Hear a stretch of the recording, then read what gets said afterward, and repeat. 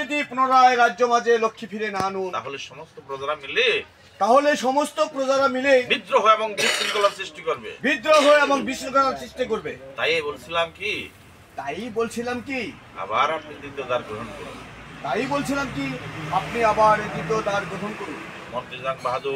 মন্ত্রী জং বাহাদুর, এই রাজ্য মাঝে কে আমাকে কন্যা দিবে? থাকেন আপনি যদি সম্মত থাকেন তাহলে পাত্রীর সন্ধান আমি দিতে পারি, তাহলে পাত্রী সংবাদ আমি আপনাকে দিতে পারি। চিঠি হাতে দেবেন।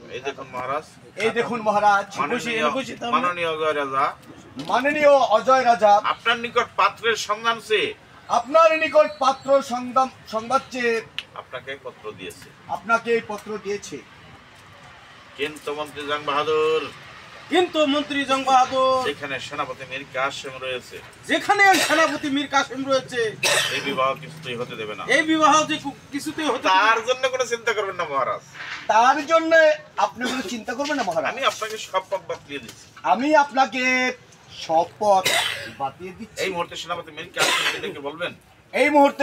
সেনাপতি মীর কাসেমকে ডেকে বলবেন, শোনো সেনাপতি মীর কাসেম, রানী রাজলক্ষ্মী মারা যাওয়ার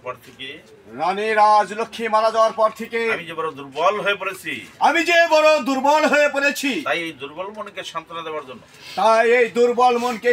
দেওয়ার জন্য মাত্র দুদিনের জন্য আমি হরিণ শিকারে যাব। আর সেই হরিণ শিকারে নাম করে আমরা দুজন গিয়ে পৌঁছাবো অজয় রাজার রাজ্যে।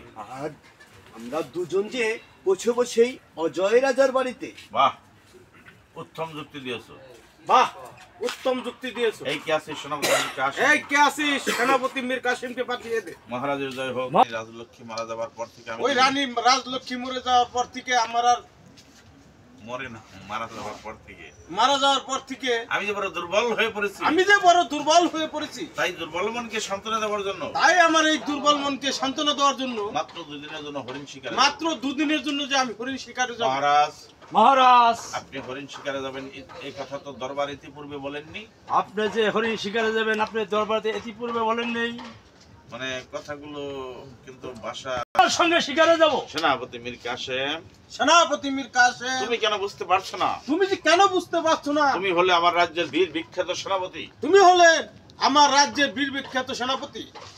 তাই তো আমার অনুপস্থিতিতে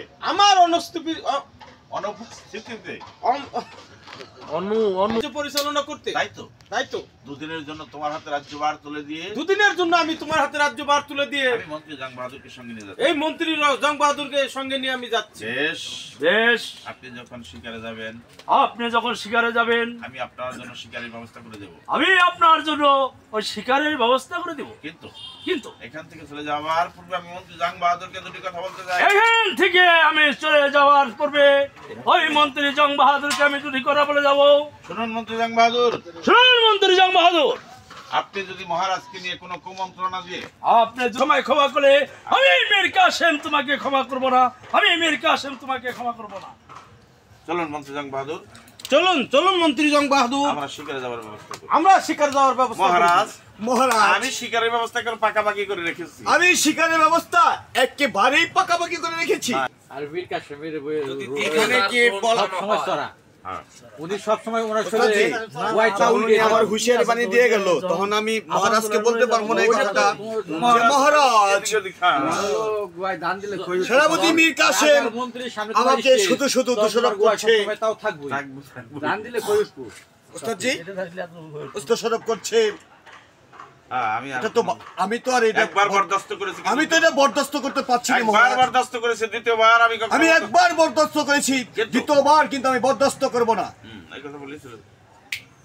আচ্ছা, লাগাইলে মানে পরিপূর্ণতা ও লাগবে না। স্বয়ংবর সভা আপনি যাবেন হ্যার দিকে আর হ্যাঁ যাবে আপনার দিকে, মানে চিনতেছেন না কেউ কাউরে, কিন্তু পোশাক কিন্তু রাজার। মানে বিন্দাসের দুজন কে আর কি চিনি না। আচ্ছা ভাই, আপনি কোন দেশের রাজা? আর কেনই বা এখানে শেষবার সভা হবে? এখানে বিয়ার সভা হবে। আর সেই স্বয়ংবর সভা অজয় রাজার কন্যা চন্দ্রদেবী আমার গলে বরমাল্য দেবে। আমার গলায় বরমাল্য দিবে। তাই তো আমি এখানে এসেছি। ও তাহলে আপনি ঠিক জায়গায় এসেছেন। তাইলে আপনি ঠিক জায়গায় এসেছেন। এবার বলুন আপনি কোন দেশের রাজা? এবার বলুন আপনি কোন দেশের রাজা? আমি রূপনগরের রূপবতী রাজা। আমি রূপনগরের রূপবতী রাজা। আমি এখানে এসেছি সেই বরমাল্য গ্রহণ করতে। সেই বরমাল্য গ্রহণ করতে। তবে বন্ধু দুইজন হাত মিলান। তবে বন্ধু একটি কথা বলে রাখি, হয়তো বরমাল্য আমাকে দেবে, না হয় তোমাকে।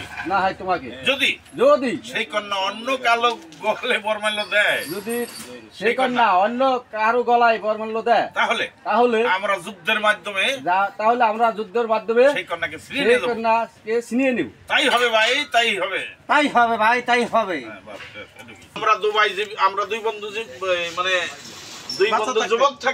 আমরা দুই বন্ধু যুবক থাকতে অবশেষে বৃদ্ধ ধনপতির গলায় বরমাল্য দিল। না, আমরা প্রয়োজন হয় যুদ্ধ করে এই কন্যাকে ছিনিয়ে নিয়ে যাব। তাই হবে বন্ধু, তাই হবে। জনপতি মন্ত্রী জং বাহাদুর, এদের বিবাহের স্বাদ মিটিয়ে দাও। যুদ্ধ যুদ্ধ লেগে গেলে একজন আস্তে বেশি জোরতে না। ফেলাই দিয়ে ওরে বাবাকে দৌড় দিই। হয়েছে, দাও মানে ফেলাই দিয়ে আত্মসমর্থন করে দিয়ে গেলাম।